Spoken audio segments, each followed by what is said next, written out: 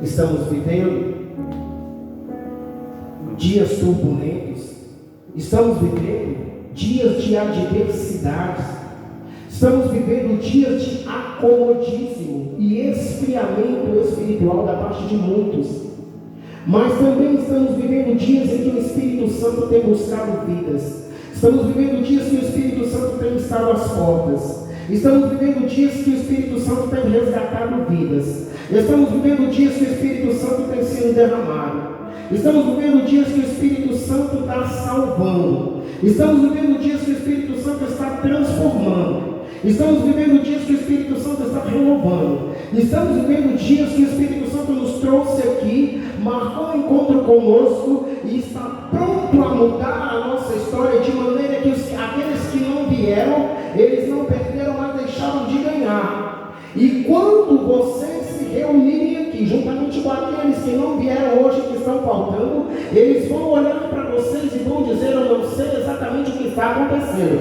mas tem algo novo na vida do pastor, tem algo novo na vida do irmão Benin, tem algo novo na vida do Esther, tem algo novo na vida do Vinícius, tem algo novo na vida do Dário, tem algo novo na vida da irmã, e não vamos entender o que está acontecendo, mas uma chama vai arder no teu coração, um brilho vai ser visto, vai ser notório no teu rosto, você vai inalar o perfume suave do Espírito Santo, e aqueles que se aproximarem de você vão ser impactados e contagiados com esta glória, porque se você não pregava, você vai pregar, se você não cantava, você vai cantar, se você não profetizava, você vai profetizar, se você não andava, você não vai mais andar, você vai voar nas asas do Espírito, o Espírito Santo vai tomar a sua vida, e aqueles que poderiam vir, mas por um motivo ou outro não vieram, vai olhar para você e vai dizer: eu quero o que você tem, eu quero sentir o que você está sentindo, eu quero inalar este perfume suave, eu quero essa presença na minha vida,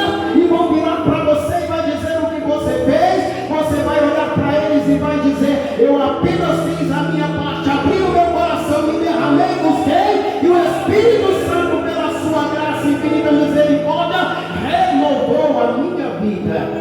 Exatamente na noite em que você poderia vir, mas preferiu estar em casa. Aleluia. Capítulo 8 do Evangelho de São Mateus, irmão, é um capítulo, eu acho muito lindo. A Bíblia em si é muito linda, mas no capítulo 8, nos primeiros capítulos e os primeiros versículos, nós vemos a cura de um leproso, vemos Jesus purificar o leproso.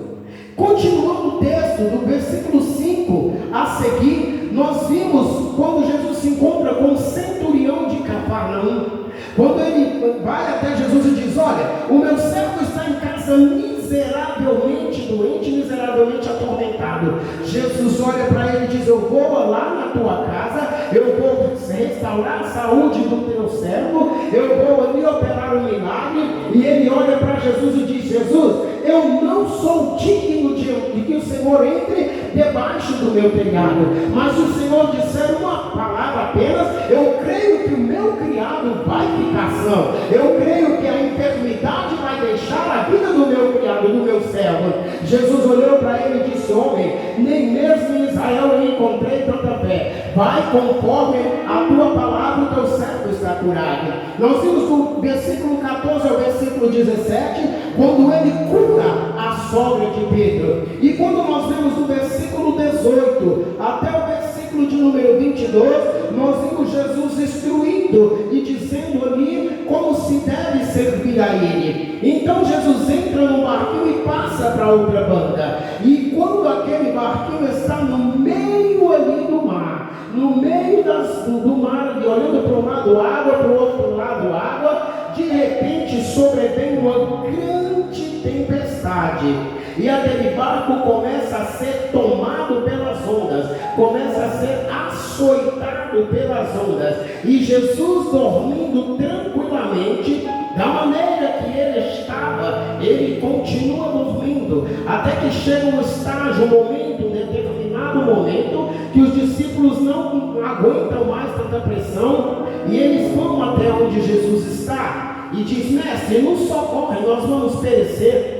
Jesus levanta, eu acredito que olha para eles, dá um sorriso angelical que só ele tinha e diz: homens de pequena fé, por que vocês duvidam? E eu imagino Jesus chegando ali na proa daquele barco, na ponta daquele barco, olhando para o mar, olhando para o vento agitado. De repente Jesus lança uma única palavra e diz: cala-te mar e aquieta-te vento, e tudo se faz bonança, de maneira que os discípulos começam a perguntar uns aos outros, a dizer: olha, que homem é este? Quem é este homem que até o vento e o mar lhe obedecem, até a natureza se submete à autoridade da sua voz? E é sobre este homem que eu quero falar um pouquinho nesta noite ao seu coração. O homem chamado Jesus é o homem que nós um dia aceitamos, é o homem que um dia nós levantamos a nossa mão em um gesto de aceitação e permitimos que ele entrasse na nossa vida, e a partir daquele momento a história da nossa vida começa a tomar uma nova direção. E é interessante porque quando nós olhamos para o livro do profeta Isaías, capítulo 53, um homem chamado Jesus não é como um homem que é descrito ou pintado e apresentado por muitos pintores famosos. O homem chamado Jesus não é aquele homem de cabelos compridos, de olhos azuis, de pele bonita, com um linguajar incomparável, não. A Bíblia diz lá no profeta Isaías, no capítulo 53, que ele não tinha parecer e nem formosura e nenhuma beleza víamos a hora que o desejássemos. Era desprezado, o homem mais indigno entre os homens, homens de dores e experimentados nos trabalhos. Quero te dizer uma coisa: no auge de toda a sua simplicidade, no auge de toda a sua dor, no momento crucial da história da vida deste homem chamado Jesus, por onde ele passava era cura, por onde ele passava era batismo, por onde ele passava era renovo, por onde ele passava morto ressuscitava, por onde ele passava mar se abria, por onde ele passava enfermidade desaparecia. E nos dias atuais que nós estamos vivendo, eu disse aqui no começo, e ouvi também aqui os irmãos dizerem que há tempos atrás uma chuva não era uma forma de nos impedir de estar na casa do Senhor. Uma chuva não era um obstáculo, essa é a palavra que eu estou procurando. Uma chuva não era um obstáculo para nos impedir de estar na igreja. Podia ser chuva forte como fosse, que nós estávamos ali, porque nós víamos um homem chamado Jesus curando, nós vimos um homem chamado Jesus salvando, nós vimos um homem chamado Jesus renovando, nós vimos um homem chamado Jesus transformando, nós vimos um homem chamado Jesus restaurando vida, nós vimos um homem chamado Jesus salvando almas. E na atualidade que nós estamos vivendo, hoje é dia 23 de fevereiro de 2023, século 21, quinta-feira, e nós olhamos e dizemos: olha, eu não sei o que está acontecendo, parece que eu não tenho mais aquele desejo que eu tinha antes, parece que eu não consigo mais orar como eu orava antes, parece que eu não consigo mais jejuar como eu jejuava antes, parece que eu não consigo mais me entregar como eu me entregava antes, parece que nós nos vemos hoje na condição dos discípulos, no meio de um barquinho pequenininho, enfrentando um temporal muito grande e um mar de dificuldades, passando por turbulências enormes, por turbulências difíceis. Mas eu quero te dizer uma coisa: o homem chamado Jesus, ele está contigo no teu barco, e não importa se é o barco à vela ou se é o Titanic, o homem chamado Jesus está no teu barco, e o homem chamado Jesus continua salvando, continua curando, continua libertando, continua transformando, continua renovando. O homem chamado Jesus está no barco, não importa o tamanho da tempestade. Só cabe a mim e a você chegar aonde ele está e dizer: Jesus, eu vou ser sincero com o Senhor, me socorre, eu não dou conta de orar, me socorre, eu não dou conta de jejuar, me socorre, eu não dou conta de louvar, me socorre, eu não dou conta de adorar. E sabe o que vai acontecer? O homem chamado Jesus vai se colocar de pé, vai chegar de frente do barco, vai chegar ali na pontinha do barco da tua vida, vai olhar o tamanho do mar e vai dizer: se você acha, meu filho, que este mar é grande, maior é o meu poder, a minha autoridade, a minha glória, a minha magnificência, maior é o que eu vou fazer agora. E o homem chamado Jesus vai olhar e vai dizer: cala-te mar e quieta-te vento. Ei, o homem chamado Jesus ainda pode entrar na sua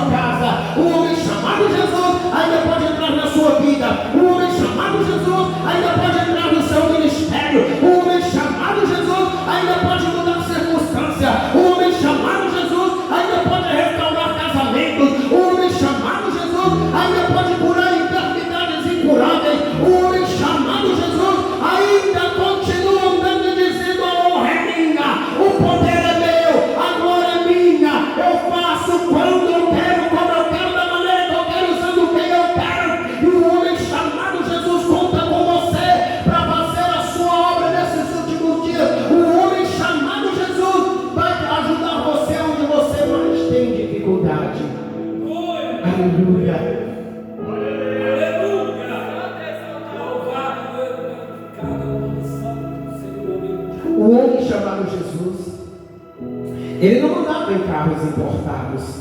O homem Jesus não pregava em igrejas encarpetadas. O homem chamado Jesus não tinha diploma de bacharel em teologia na sua parede. O homem chamado Jesus não tinha templos bonitos e adornados para entrar e adorar. Mas o homem chamado Jesus, ele tinha, ele tem e ele sempre terá uma palavra que vai mudar a sua vida, uma palavra que vai mudar a sua história, uma palavra que vai transformar lares, uma palavra que vai restaurar casamento, uma palavra que vai restituir ministérios, uma palavra que vai jogar a eternidade por terra.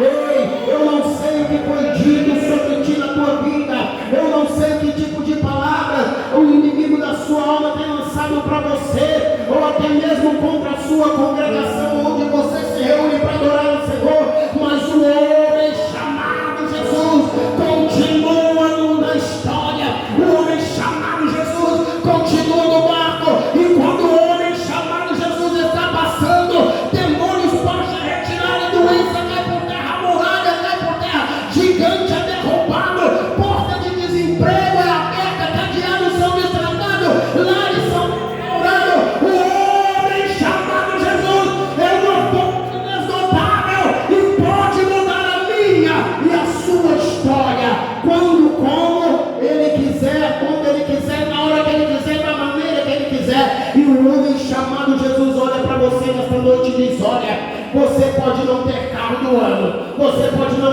pregar em igreja encarpetada, você pode não pregar como aquele congresso que teve ali, irmãos, milhões de pessoas passando por dia, mas o homem chamado Jesus te dá autoridade para ministrar uma palavra com unção. O homem chamado Jesus capacita você a tocar um instrumento e através desse instrumento vidas serem curadas. O homem chamado Jesus unge a tua voz para quando você louvar, coisas maravilhosas acontecerem. Ei, o homem chamado Jesus te escolheu, o homem chamado Jesus te levantou, o homem chamado Jesus está dentro do teu lar, da tua casa, do teu celeiro, da tua família, do teu ministério, da tua congregação. Ei, deixa eu te dizer uma coisa, descanse o teu coração, porque se as ondas estão altas, maior vai ser a bênção e a vitória que ele determinará para você. Aleluia. Ei, pastor Valdemar, o homem chamado Jesus ainda tem muito para fazer neste lugar. O homem chamado Jesus ainda tem muito para fazer na sua vida. O homem chamado Jesus ainda tem muito para fazer por você. O homem chamado Jesus é aquele que nós devemos nos prostrar e adorar. A Bíblia vai dizer de uma certa mulher que chegou em um jantar sem ser convidada, e o homem chamado Jesus estava ali, na casa de um homem chamado Simão. E é interessante porque eles se reuniram com Jesus ali e começaram a conversar com ele, a comer, a conversar como se fosse uma reunião qualquer. E quando aquela mulher entrou, que ela viu Jesus, seu coração começou a bater forte, seus pés começaram a tremer, o joelho começou a bater um no outro, as suas mãos começaram a suar, porque ela sabia que Simão não estava recebendo um homem qualquer, Simão não estava recebendo um homem comum, Simão não estava recebendo um homem apenas que fizera alguns milagres, Simão não estava recebendo simplesmente um homem que iria comer na sua casa e depois ir embora e nada iria acontecer. Simão estava recebendo o homem chamado Jesus, o homem que entrou debaixo do teu telhado, e por onde Jesus passava, a história era mudada. Quando a pessoa era cega, era curada. Quando era paralítico, andava. Quando estava morto, ressuscitava. Se estava com fome, ele multiplicava pão e peixe. Aleluia. Aonde o homem chamado Jesus entrava, por onde o homem chamado Jesus passava, coisas extraordinárias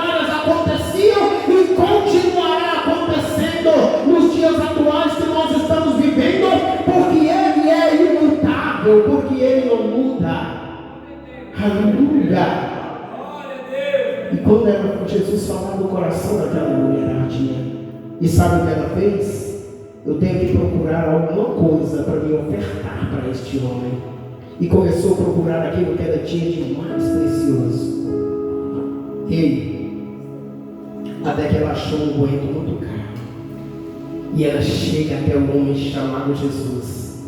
Eu fico imaginando, eu fico me colocando naquela reunião. Eu fico me imaginando naquela sala, naquela reunião, quando ela chega e começa a derramar aquele óleo, aquele unguento sobre Jesus. E quando aquele unguento atinge o homem chamado Jesus e vai descendo, ela não consegue se ajoelhar, ela se lança, ela se prostra nos pés dele e começa a chorar e a secar os pés dele com o seu cabelo. O ato profético daquela mulher mudou a história da sua vida.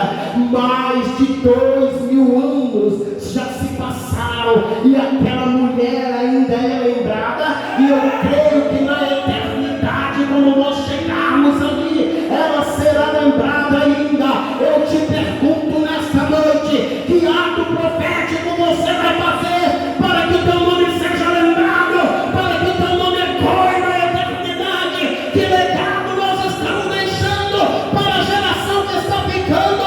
Daqui a alguns dias nós não estaremos mais aqui, e esta geração que está chegando precisa olhar para nós e aprender com aqueles que são verdadeiros adoradores, com aqueles que adoram o Pai em espírito e em verdade, independente da situação. Aleluia. É como aquele corinho: se Deus fizer, Ele é Deus. Se Ele não fizer, Ele é Deus. Aleluia. Deus é Deus na nossa vida. O homem chamado Jesus está no barquinho da tua vida. Todo o mar tem momentos que a tempestade vem e as ondas ficam bravios.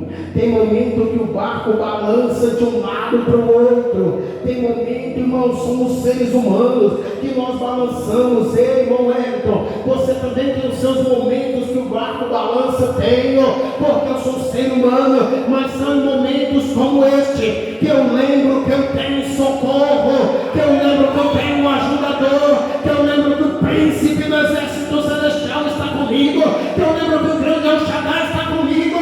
Momentos como este eu digo: Senhor, Jesus me ajuda. E Ele se levanta e diz: filho, acalma-te, eu ainda estou no controle. Aleluia. O homem chamado Jesus, ele sempre estará no controle. Por mais difícil que seja, Ele estará no controle. Vamos finalizar?